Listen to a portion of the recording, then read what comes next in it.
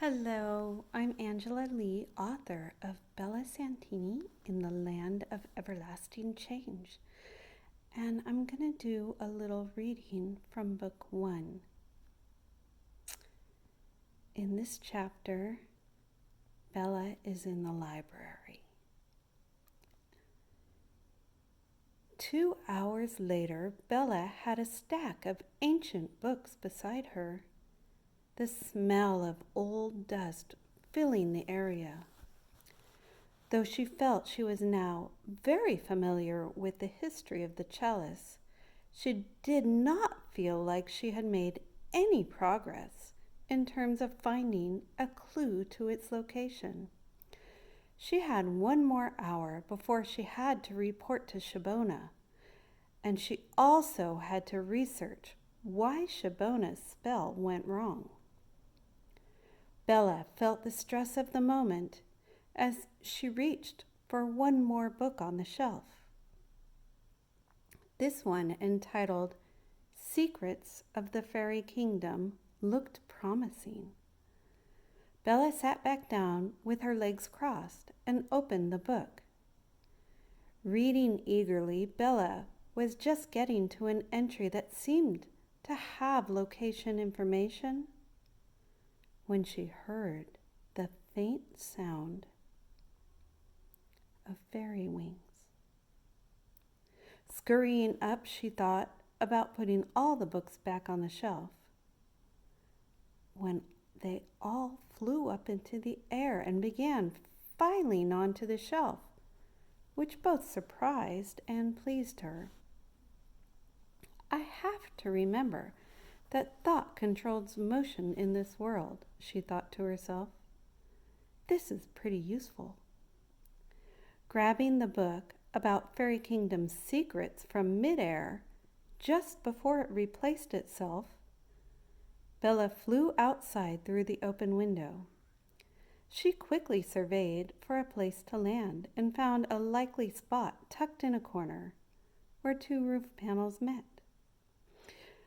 It was out of view of the window and could not be easily seen from below.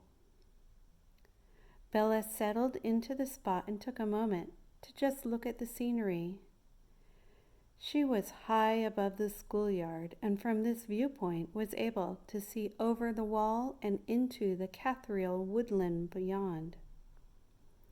Thick with trees and shrubs, the forest seemed darker than normal.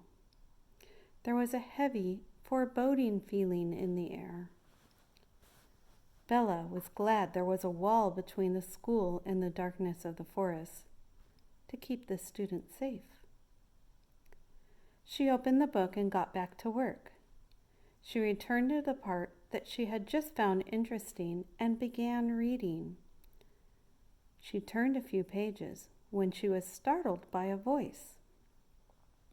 "That bloody book belongs inside the library. Pray tell me, what are you doing with it out here?"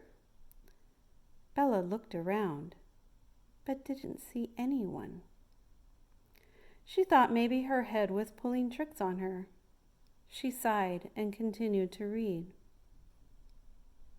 "I bloody well think you're ignoring me. Answer my question," the voice demanded, louder and more insistent. "Where are you? I don't see anyone here," Bella replied, thinking to herself, I must be going crazy. "Look up! I am just here, above you." The voice now had a bit of amusement in it. Bella did as she asked and looked up, right into the open eyes of a gargoyle perched on the roof. Shaped like a big dog but with little dragon wings, the gargoyle was unlike any animal Bella had seen. Big claws curled around the roof tiles, keeping the gargoyle in place. His eyes seemed to be filled with fire, a unique combination of orange and red and yellow that flickered and flared at the same time. His breath was warm. Vapors were released as he breathed. "There you go, you found me," the gargoyle said cheerfully. "Wow," Bella was odd, and she flew up a little higher. I really wish I had my supplies so I could paint you. A right flatterer you are, and no mistake, the gargoyle said dryly. So long as it's not the same kind of painting that birds do all year, you're more than welcome. He suddenly became more serious.